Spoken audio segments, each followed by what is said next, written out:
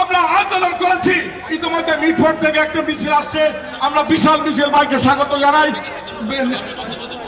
ভাইরা আমার, আপনারা জানেন 11 থেকে 20 জনের সরকারি চাকরিজীবীরা এই আন্দোলন করতে যে বিভিন্ন ভাবে নাজেহাল হয়েছে। বিগত সরকারের আমলে আমরা প্রোগ্রাম দিয়েও করতে পারি নাই, আমাদেরকে প্রোগ্রাম প্রত্যাহার করতে বাধ্য করেছে।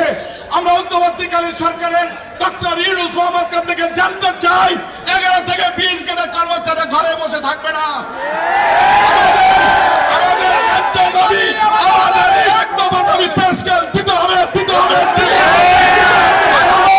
আপনারা জানেন কোনোভাবেই আমরা এই দাবির অবস্থা হবে না, আসপথ ছাড়বো না, আসপথ ছাড়বো না। ধন্যবাদ, ভালো থাকবেন সবাই, সকল সুস্বাস্থ্য কামনা করছি। আল্লাহ হাফেজ। আমাদের জিন্দাবাদ।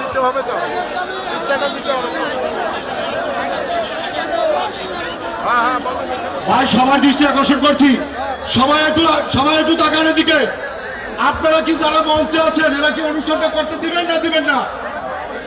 যারা মঞ্চে আছেন এরা কি অনুষ্ঠানটা করতে দিবেন না দিবেন না? আপনারা যদি মঞ্চটা খালি না করেন তাহলে আমরা কিন্তু অনুষ্ঠান বন্ধ করে দেবো।